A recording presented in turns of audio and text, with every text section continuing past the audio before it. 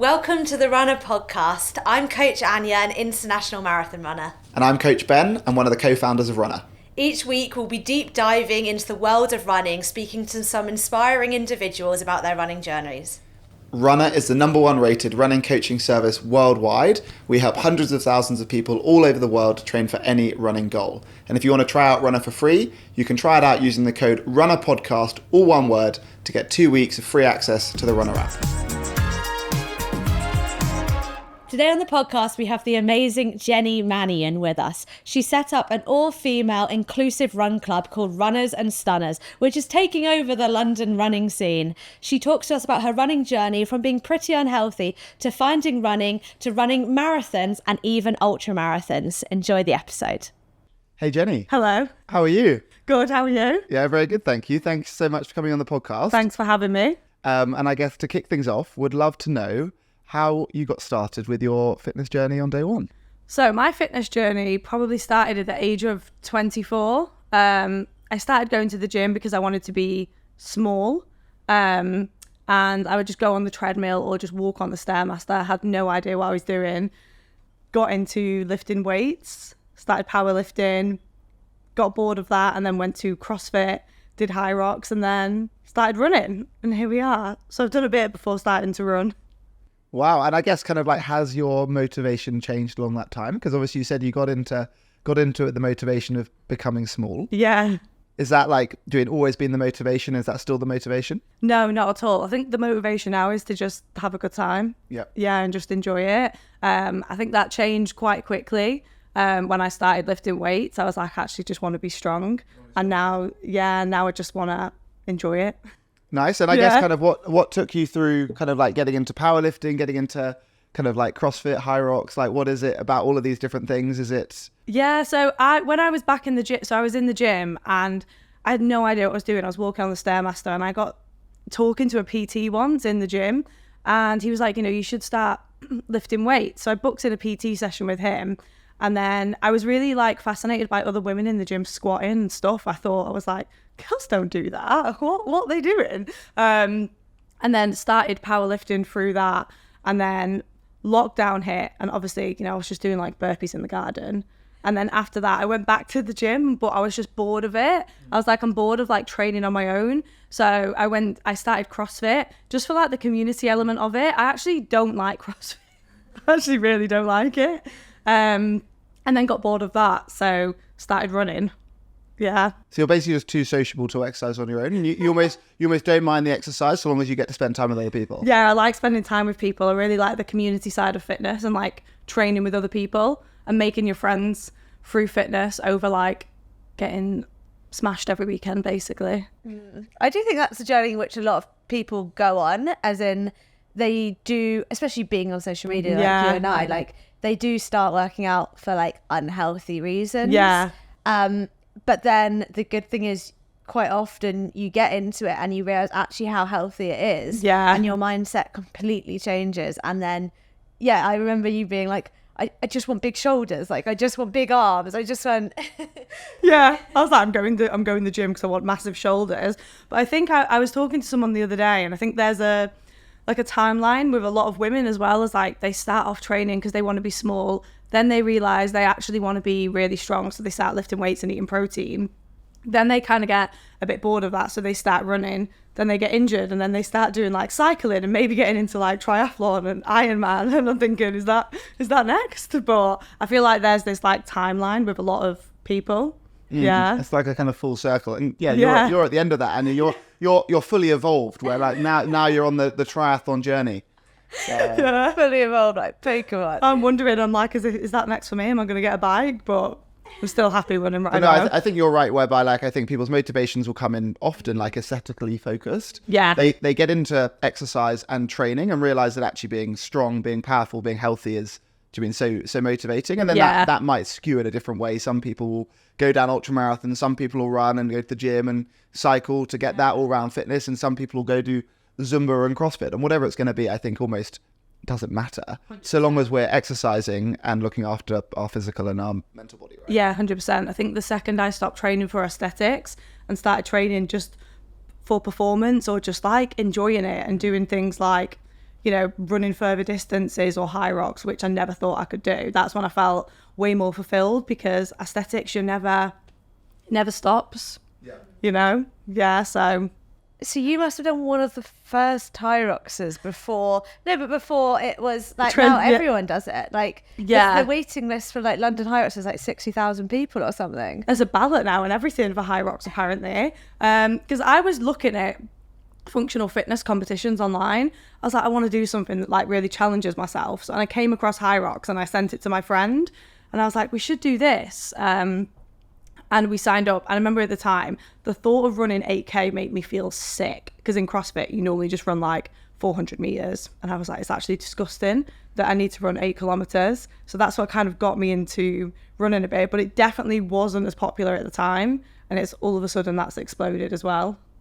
But even with that, I think a lot of people are like really time pressured with Hyrox, but I still went, and we just went in matching outfits and just enjoyed it. Yeah. So you said you wanted to prove that you could do it, and that's what you said to your friend. Is that always been your motivation in fitness, like exceeding your own expectation? Yeah, 100%. I'm not like the fastest or the fittest or the strongest, but if I'm beating myself, then I think that's a good motivation. Yeah. And so kind of doing your first Hyrox, 8K scared you. Yeah. You've gone from there to now do marathons and ultramarathons. Yes. That sounds absolutely crazy. How have you kind of found, because obviously your running was just a way to be fit enough to do the Hyrox, right? Yeah. Was it that you built up your running and loved it, or what is it that's taken you to where you are now? Yeah, so I started running, like, I think the first time I ran over 5K was for Hyrox. Mm-hmm. So I think the first 5K I did was in lockdown, when everyone was like putting their hands up on it. Run Instagram, 5, nominate like, 5. Run 5K. Yeah. I remember thinking it was the worst experience of my life. And I stopped running after Hyrox, and the year after I was like, I'm just really bored, and I was thinking I'm either going to go start running. I don't really know why I was thinking that, or I'm going to go full send and get a CrossFit coach and actually try and get good at CrossFit, but I just want to commit to something. And I was like, I'm just going to go on a run on this one given day, like last April. And I went out on a run. It lasted like 3K. It was awful. And I got home, and I don't really know what came over me as well, but I signed up to like a 50K ultra. It is like slightly a ridiculous story, but it's got me here now as well. Like, even talking to you, it's like that decision has changed like my life. Why? Like, did you know anyone that had done a 50K ultra? Like, no. I had so one of my friends at the time, actually, I was working with a guy, you might know him, he's called Finn. Run with Finn. Yeah. So he ran like 100 marathons, and I was working with him, and on the first day at work, you have to give a fun fact about yourself. He's like, I've run 100 marathons. And I was like, what you on about? Like, stop lying. I just couldn't understand it. And I think talking to him and his mindset around running definitely made me think, maybe I could try this, if that makes sense. And I was just looking at, like, I just wanted to do something like epic. So I signed up. He actually coached me at the time for it as well. So yeah. And what do you view as epic now? Like, are you like, I am epic, or are you now working to a new epic? It's interesting because I feel like the epic thing now has become the community that I've built. Yeah. Runners and Stunners. Because I always thought that doing the 50K would be that, but it's actually been like the community that I've built. And I think that I want to run further distances in the future and stuff like that. But I think that has become the thing for me that's become epic. You've built this incredible running community in London for girls to come and run with you. Yeah. Tell us more about it. So on the running journey last year, so a fun fact, I never actually knew that I'm considered a slow runner, right? And I never actually knew that I was considered slow, because at the time I followed like 2 people on Strava, I followed 2 running influencers, and I didn't actually know that I was considered slow until my videos started doing okay, and people were like, I could walk at your pace. I was like, all right, like, good for you, yeah. And I started going to run clubs in London, and I was at the back, and honestly, I could not for the life of me keep up whatsoever. I was really, really struggling every single time I went. And I thought that there was just something wrong with me, that I'm not a runner. And the more my social media started to grow, like one thing was standing out, and that was people were saying to me, oh, you run at my pace, and that makes me feel like comfortable to see. And a girl messaged me once. I would love to find this girl one day, asking me if she thinks she should go to the run club I was going to. And she sent me a message afterwards saying that by the time they were finished, they were all getting a selfie and she was too embarrassed to go over. And I was like, oh, like that's quite sad. And I was like, maybe I should just host a run. Like, what have I got to lose? So I put out an Instagram story and a reel saying, like, if anyone fancies a run next weekend, let me know. And I set up a WhatsApp chat, and the WhatsApp chat started filling up. I even did a story. Remember when 50 people caught in the WhatsApp chat? Did a story like dancing in my living room. And I loved it. So I just carried on doing it every weekend.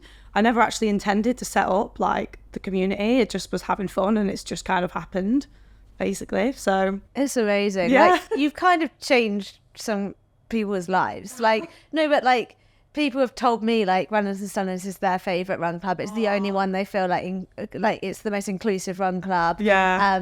I know you're now like even training for a marathon, and I've seen messages being like, now you're so speedy, Jenny, like, is this still a like comfortable, inclusive pace? And you're like, ops girls, like, yeah, always will be.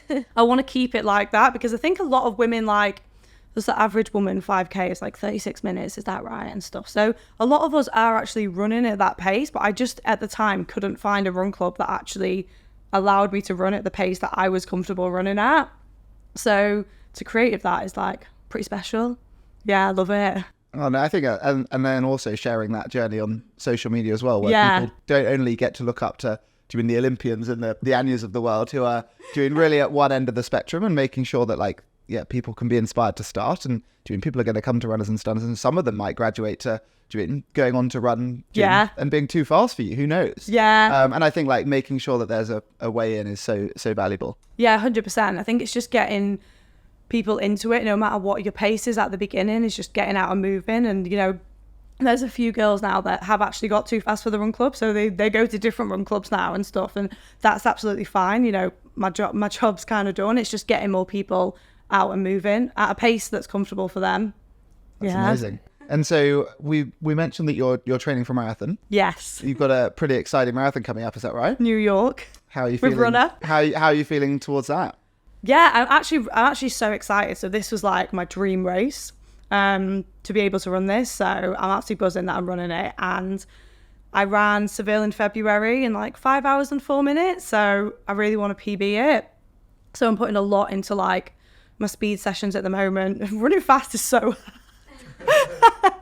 that's so hard. But I'm putting a lot in to try and get a little bit faster and hopefully get a PB in New York. Yeah. Well, I'll be there cheering you on, and Andy, you're running as well. Yeah, it'll be it should be a very special weekend. Yeah, I'm so excited. It's been at the top of my bucket list as well to go to New York for the longest time. So, will you be hosting a Runners and Stunners out there, maybe? Yeah, I would actually love to be fair. I don't know if I've got followers in New York, but I hope so. You'll have to find out. I'm sure. I'm sure you will. We did one I went to see Taylor Swift in Stockholm, and we actually did one there. We did a Runners and Stunners in Stockholm. Did you just listen to Taylor Swift songs, or was that a different one? Yeah, no, we did a Taylor show.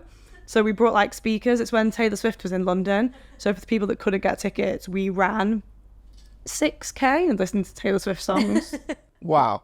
Yeah. Because isn't it true that she, I don't know if this is a myth or I'm now going to sound like Taylor Swift's like super fan, but does she not practice for her sets by jogging slowly on the treadmill and singing all of her songs? Yeah, for 3 hours apparently.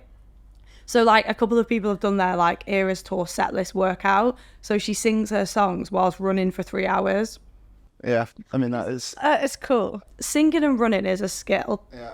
I've really learned that when we have speakers, because I'm like... And I'm always thinking Taylor Swift is super fit. Yeah, she was fit. Like, she's actually an athlete to be able to do what she does. Yeah. I think we should live stream Anya on a treadmill for 3 hours singing. Well, it wouldn't take you 3 hours. Well, no, it would, because the songs, you can't speed them up. Yeah. But Do you like Taylor Swift? See if you can sing along to Taylor Swift for 3 hours. Yeah, 100%. Yeah. I think you could. If we get a gazillion listens on this podcast, Anya's going to live stream the next podcast on the treadmill for 3 hours. That's it. I'll be here for it. Taylor Swift listens to the podcast too. Yeah, if Taylor Swift comes on the podcast, then we'll do a live stream. That'll be game changer for the podcast. It'll go like this, yeah. So New York is your second marathon, is that right? So Seville was your first. Yeah. How was that experience? Yeah, I loved it. Seville was amazing. It's a beautiful city. It was quite warm. The one thing I'll say, there was a cut-off time of 6 hours. So typically for like slower runners towards the end, there's not that many people left running, but I still had a great time. Like, I loved it. Yeah, and I think a lot of people say beforehand, when people say like the marathon is the victory lap, just enjoy it, I would always be like, shut up, no it's not. Like, it's going to be the worst day of my life. It's going to be so hard. And it's actually so true. It's just like the victory of all the training that you've put in, I think. Yeah. It's so hard. It was hard. But I think it's that hard feeling that makes you so proud and makes it the victory lap. Because I honestly found some of my like 30k training runs harder than the marathon. So I think on marathon day I was just on like a high. I think when I started, obviously it'd be so different for someone like you as well, like the elites. But when I started, I saw, guys in fancy dress. I saw a guy running barefoot, and I just said to myself, like, it's not that deep. Like, you can do this. I think when you see all these different things, I was like, it's actually fine. Yeah. And was there a moment within it that you questioned yourself, or you just knew the whole way through you can do it? Yeah, I knew I was going to do it. I think when I hit like 37k, you could see the splits just like drop when I hit about 37, and I was just throwing myself a little bit. I was like, every time I got to a sign, so I got to 38k, I just walked for a minute and then ran to the next sign and just carried that on basically, because it was warm and it was definitely a struggle. But we were saying, weren't we, like, no matter how fit you are, like, everyone hits that wall in a marathon. Yeah. It's just being mentally strong enough to get through it. Yeah. And I guess you'd already done an ultra, or have you done more than one ultra? I did. You could do the distance. 50k last September, which was interesting because that landed on the hottest day of the year last year, and it was not what I was like expecting. I kind of had this image of like me running through the woods, and it was going to be like really cool. It was so hot. Like, yeah, I was just delirious. Did you run that alone, or? Yeah, so I ran that with two friends. They ran the first 10k with me, but they're a lot fitter than I am, so they kind of took off. And then I ran the rest of it on my own, and it was just so hard, just mainly because of the heat. But yeah, that was last September.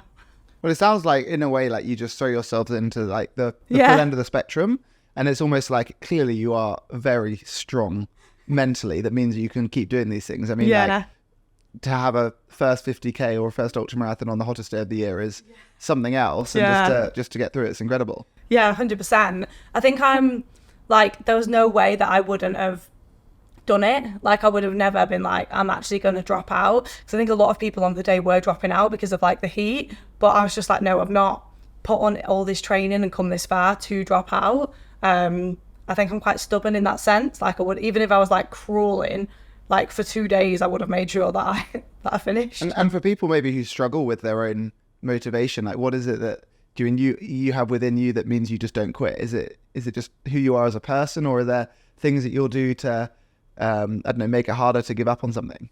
I think it is like who I am as a person, to be fair.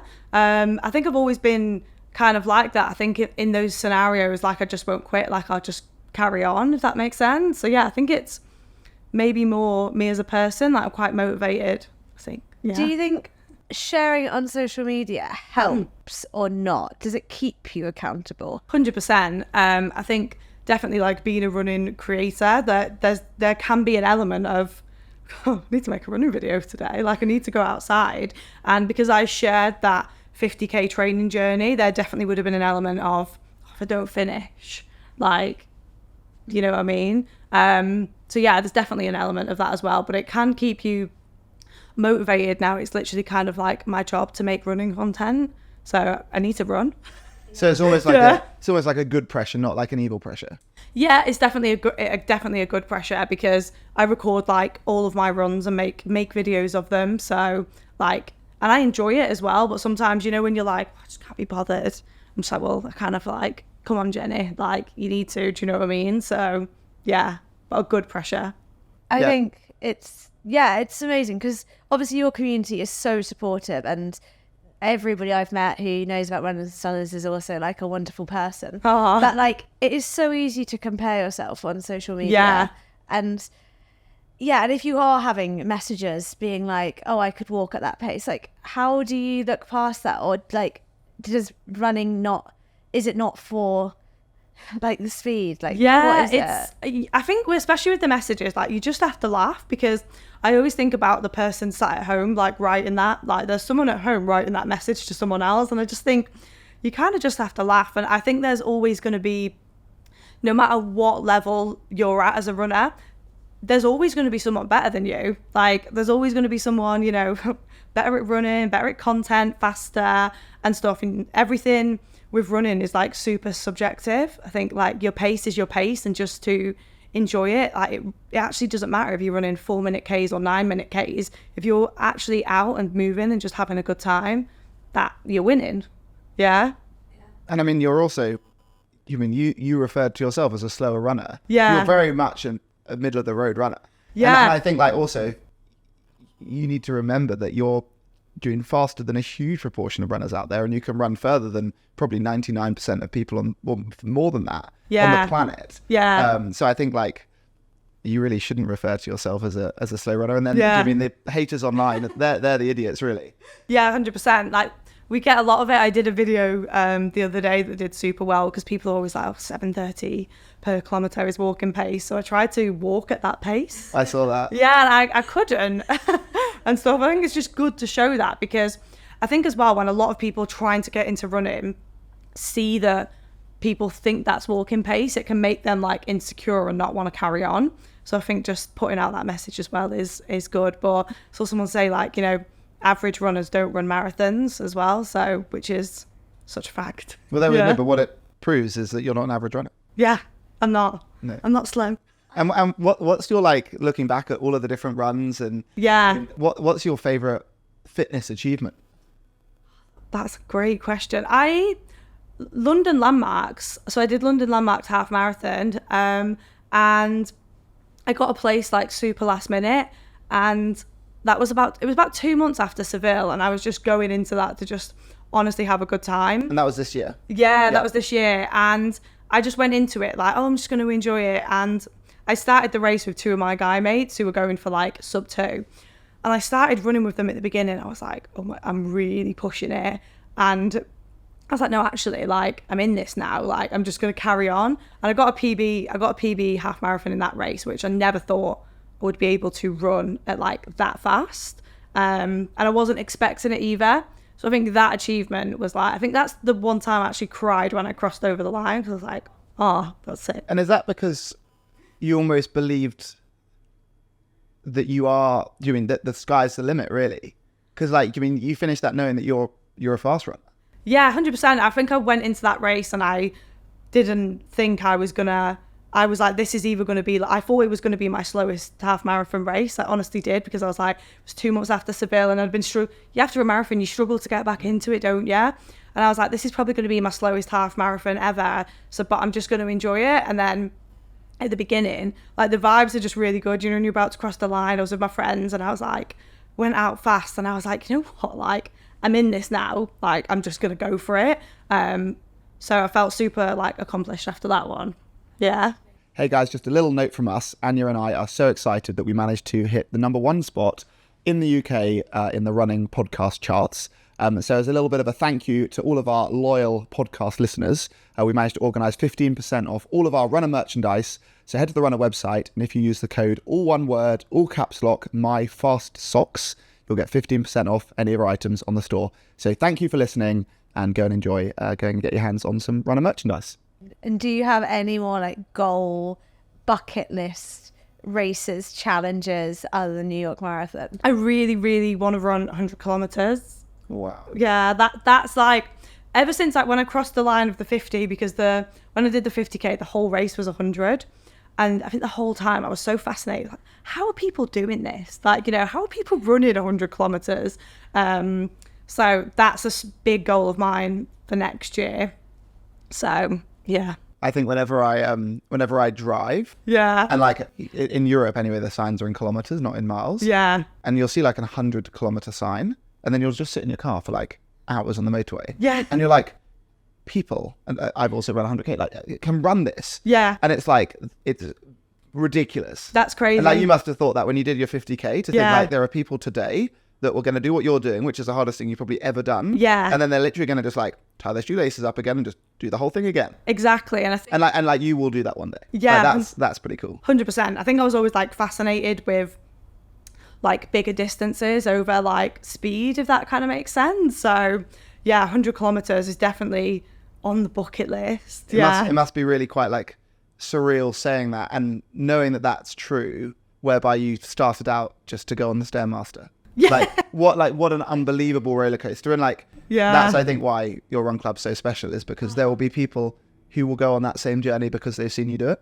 Yeah, 100%. Like, it's a little bit crazy, like looking back, especially over like the past year as well, because I only really properly started running like last April. So to like have done all of this and have built the community is mad. So It's so special. I think you're almost people's like safety. Like, you make them feel so comfortable. Like, you inspire them. It makes them think they could also go and dream of one day doing an 100K. And also, running as a female in London is often scary. And we've all been like wolf whistled at, and we've all been through that. But you've just built this like safe community of girls that have all been through the same experiences and can relate and like look after each other. Yeah, 100%. We were chatting to a lot of the girls on Saturday because it was the 1 year anniversary, asking them like, you know, how the run clubs helped them, and a lot of them have like claimed they weren't a runner, but now they've signed up to like half marathons and marathons. And I went to watch the London Marathon this year, and a lot of people running past me screaming like, I'm a stunner. And that was a moment that I was like, now this is actually like super special. So yeah. So how would someone find the run club and come along? So the run club is on Strava, Runners and Stunners, Instagram, Runners and Stunners, and I basically post the runs every Monday, Tuesday. You can just click going on Strava and just show up. Amazing. Have a good time, yeah. Super cool. Well, please, guys, go along and become a stunner. We're going to segue over to Steph, who's going to give us our weekly tip of the week. My top tip today is on motivation. If you're really struggling to get motivated to do your training and tick the sessions off, then find a purpose or a goal to give you that drive. This could be heading down to a local park run, a marathon, a local 5K, or simply helping pace a friend for one of their big races. This will give some purpose to your training and give you that reason to dig deeper on those harder runs. Thanks so much for that, Steph. So we now have a dilemma myth debunking discussion from a user. Every time I feel a niggle, I'm so adamant to push through the pain. I feel like more people do this than they would care to admit. Even though I know it's wrong, but I'm so scared I'll lose all my progress and hard work that I've put in. What's your advice of when to stop, and how do I prevent myself losing too much progress? Yeah, so this is probably one of the hardest challenges in running. And I think the more into your running you get, the more you appreciate that you don't want to get injured. But at the same time, the bigger goals you set yourself, the more you need to be prepared to push yourself really hard. So being able to find the limit between what is fatigue and then also what is pain or the start of an injury, learning to feel the difference between those two different sensations, which are very similar, is very, very valuable. And also what we don't want to do if we're really pushing ourselves to achieve amazing things, whether it's an ultra marathon, whether it's really fast times, is also be strong-willed. And every time we have a bit of fatigue, we don't want to be like, my legs hurt, not going running today. Oh, I'm tired, not going running today, because we're never going to achieve amazing things. So we've got to be able to strike that balance. And the last thing you also want to do is be like, I am strong-willed, I can do anything. My legs hurt like hell, and out the door every day, because that's going to lead to an injury. So it's a really, really fine balance. And I guess kind of like the way I would try and differentiate the feeling between kind of an injury-related pain or fatigue would be kind of like a sharp pain that's normally orientated around a joint, would be more likely to be kind of a sensation of an injury-type pain, whereas kind of like dull, achy muscles, doing your quads are rock solid, your hamstrings are rock solid, whatever it's going to be, that's more likely to be fatigue. At the same time, we shouldn't always just run hard through fatigue as well. So we want to be able to tell, is this normal fatigue? Are we used to kind of living at this level of a little bit of fatigue? Let's go out and do an easy run and hopefully the body will recover over the next day or two before our interval's coming up. But again, if you don't have any injury pain, but you've got this dull ache in your muscles and you're meant to be doing a speed session, that's probably also not going to lead to the best outcome in that speed session as well. So being able to listen to your body and say, no, I don't normally feel like this on a Tuesday morning and it's my speed day. I'm going to push my intervals to Thursday, and instead I'm going to go and do a swim or do a walk or maybe just do some Pilates or yoga. So being prepared to adjust things, but very much kind of like learn to feel your body. And you can't jump into someone else's body and feel what they feel. So we've got to try and be able to reference against ourselves. Are we used to feeling like this on the outside of our knee? No. Okay, maybe that's not quite right. Let's go and take it easy for a week or two.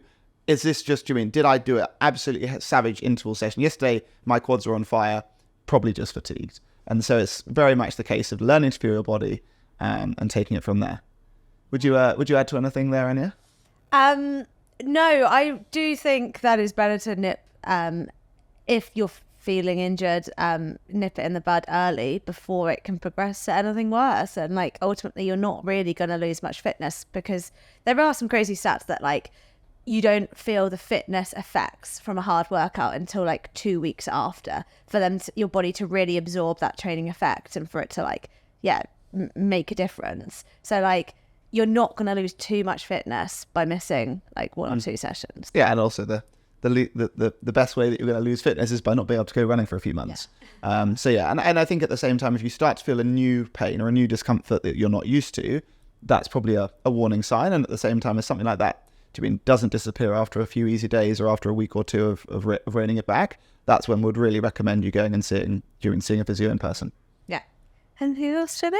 Yeah, I think I learned in my fitness journey to not push through like niggles if they feel like an injury. I learned that in powerlifting, just do not push through. The other day I had a month or so ago, like a small niggle in my shin. I was just like, I'm just immediately going to stop until I speak to a physio and get this sorted out, because it's not worth not being able to run for months on end. Yeah. No, I think especially when for all of us, it's one of the things that keeps us happy. Yeah. Yes, it's important to go and achieve big goals, get stronger, get faster. But at the end of the day, the most important thing is just to be able to go out there and enjoy yourself. And so therefore, very much don't overdo it. Don't push through these things when they don't feel quite right. Cool. Okay, we're going to segue into this or that. So we're going to present you two relatively probably silly options, and you've got to pick which you would prefer. So would you rather, for the rest of your running life, which is hopefully the rest of your entire life, would you rather only ever be able to run intervals, so you're running flat out or walking, or on your own? So you can run intervals and have friends, or you have to run your entire life on your own. That is so difficult for me, because I love to yap, but I hate intervals. So we do try and wire these to be obviously tough for these you. are not written for anyone. These are written for you. Yeah, that's a really... Oh my God. I'm going to go with run alone. Really? Yeah, you were expecting me to say. I thought you were going to have runners and stunners interval version. Oh yeah, because the runners and stunners. You can't. I swap. Yeah, we'll do runners and stunners track days. Yeah, I forgot about the run club then for a second. But yeah, I would do that. I really love the social side. That's good. We're about to cancel Runners and Stunners forever. Sorry guys, Runner put me in a dilemma, Runners and Stunners is over. I mean, runners and stunners might not have the same appeal when everyone has to run intervals. That's it, right? Is because I actually thought about doing like a track session for runners and stunners. I was like, fun. Yeah, I was like, I'm not sure how it would go down, but I can give it a try. I think that'd be really fun. Yeah, 100%. Get more girls on the track. Absolutely. Yeah. Cool. Well, there we are. Okay. What about you, Anya? Intervals forever or run on your own forever? Run on my own forever. I do run alone. It'd be a bit inconvenient for you on the next London Marathon, just have to like walk every like few minutes. Yeah, that's so true. It might lead to a really fast time. I like my alone time when I run. Okay. Yeah, I'm quite a lone wolf. Cool. Okay, so would you rather have a black card for any brunch location in London, or a black card for unlimited clothes at your favourite clothes shop? Brunch in London. I'd Brunch. make a black card for that. Yeah, I think I'll benefit from it more because I just wear honestly, I just wear the same free running outfits on rotation. So yeah, I reckon brunch definitely. Where's the best brunch spot in London? Milk in Balham. Milk. Milk is very, very good. Oh, you know it as well. Yeah. There's a queue every time, and I think the queue speaks for itself. Oh, but the queue's not selling it to me. I don't want to go. Well, no, If you go in like a Tuesday afternoon or Okay. something, yeah. Well, it is Tuesday and 10:46. So You can sack a whole other podcast with me. yeah. So should we go for brunch? Yeah, let's go do it. We'll end it there. Thanks for listening, everybody. Okay, right. And what about you, Anya? Are you fashion or food? food. I just need like a pear tree cafe after my multiple laps of Battersea Park. Pear tree is good. Yeah. I do not need to think about this one, and I'm food every time. Yeah. Even if it was like a black card or like one trip for brunch, I'd take the brunch. Yeah. 100%. I don't think I've bought an item of clothing in about 5 years. Yeah. You got to show the runner, man. Although most of my like non-sporting clothes are now so old that they just seem to break every time I like bend over. Yeah, we've seen pictures. At the runner's first offside, somehow my shorts managed to split by just like scratching my knee. Oh no. Right. Okay. So last one. Okay. Would you rather have the hardest geezer or Kim Kardashian come along to a Runners and Stunners head to toe in merch? In Runners and Stunners match. Runners and Stunners match. And then come and join the run club. Oh, it's got to be the hardest geezer. I think it's great. Honestly, I watched the YouTube of him running across Africa from the beginning, and I was like, what's this guy up to? Oh yeah, the hardest geezer. I think if we could get... You don't think Kim K would be a stunner?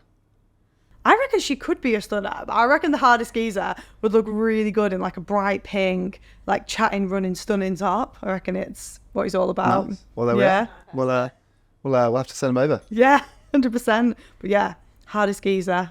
Amazing. Cool. Amazing. We'll make it happen. Yeah. Okay, we've now got an embarrassing running story that has been sent in. And I'd love to know if you have an embarrassing story as well for after, Jenny.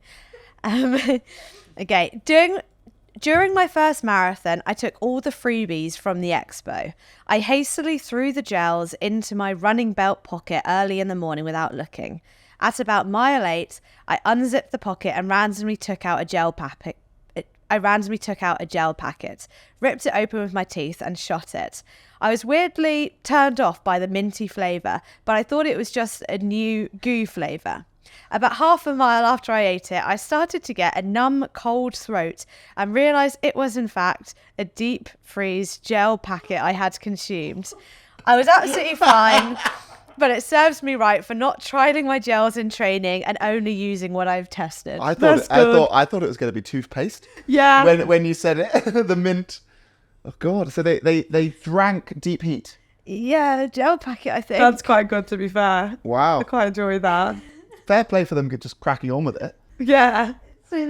Also, like, you know, like being in the zone, like they are in the zone, like they are head down, get the gel out, do not blink, do not look at it, rip it, shot it, crack on. Yeah. That's like some focus. A minty arrow. Yeah. Oh, bad day. Wow. Bad day for him. Also, they have a real like low bar of what they think gels are meant to be, that they just consumed like a medical product and just assumed that, like, oh, you know, just another one of those dodgy gels. Because a lot of people don't like they're gels. very much love-hate, aren't they? Like, I genuinely think it's just like liquid Haribo. I honestly don't mind gels whatsoever. People are like, the texture is disgusting, but I actually can, like, they're fine. Yeah.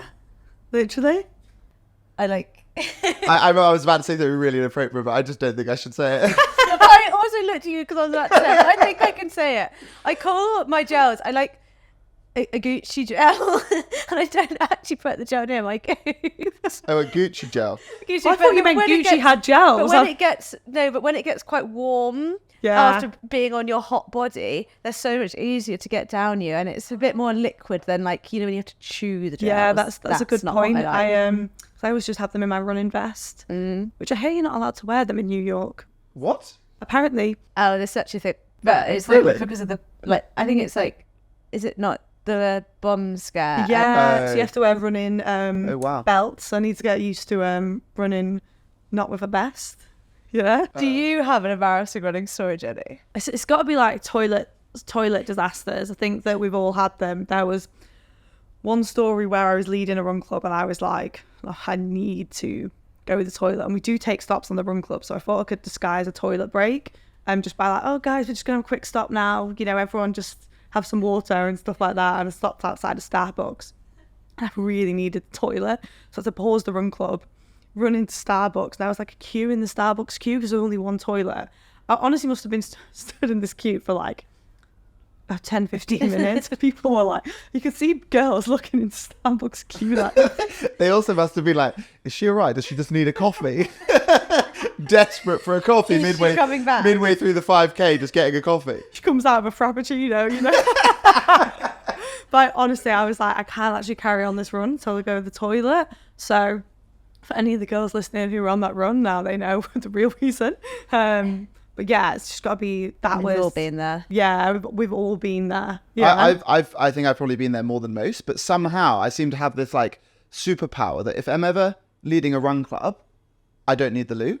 But if I'm running on my own, 1K out the door, need the loo. Yeah. But it's somehow like, I don't know whether my mind knows that I can't go to the loo in front of everyone, that therefore somehow I don't need it. Or every single run club we've ever done, I don't need to go. I need to get that skill somehow, because sometimes I'm like, I need to go. Maybe it's the fear that I will go to the loo as many times as I need beforehand to then mean that. Yeah, I need to start doing that before all the run clubs. But yeah, but it's only happened once so far, which I think is quite good for leading run clubs for a year. Yeah.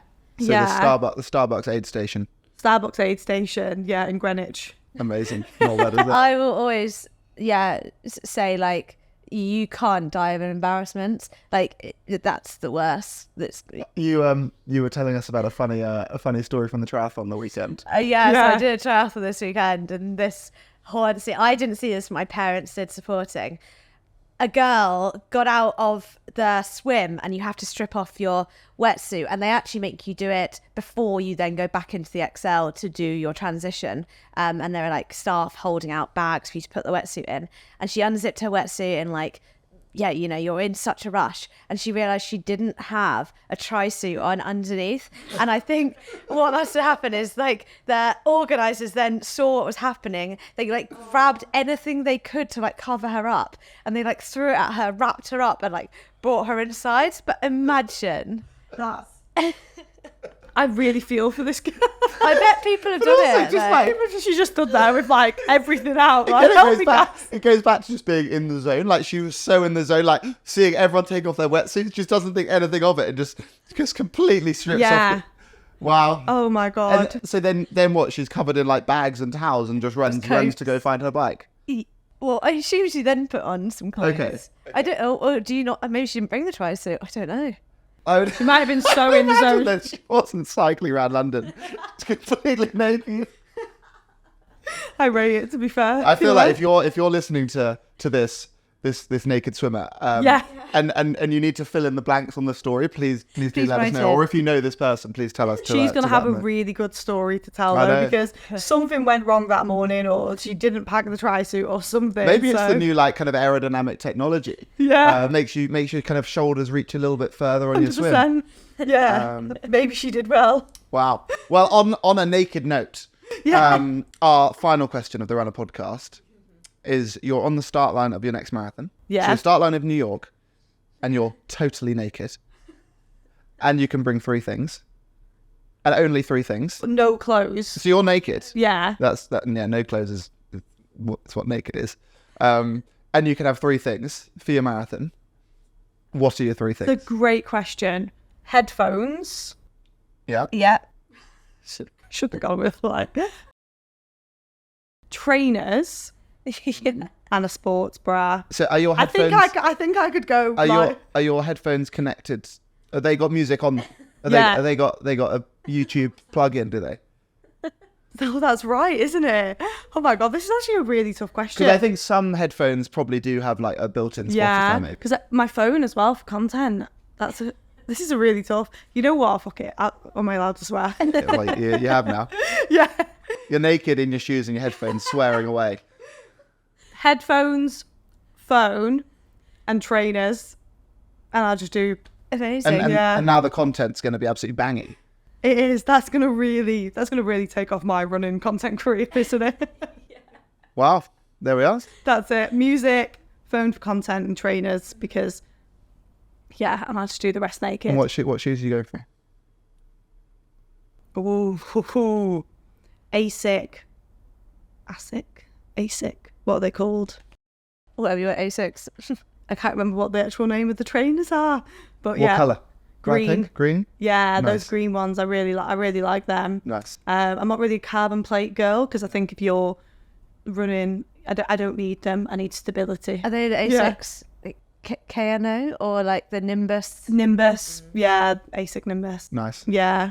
Headphones. And are you cheesy music? Are you podcast? Are you like R&B? Are you dance? What are you listening to? So I like the cheesy, happy songs on a marathon, and then like the more like doof doof doof on intervals. But for marathon, That's what I was trying to say. mean? I was like, I didn't know what I was saying. I was like dance, R&B, but I meant like, are you like cheese or are you dun dun dun? Dun, dun, dun, Yeah, so you you're know? dun dun dun on intervals and your marathon. cheesy music.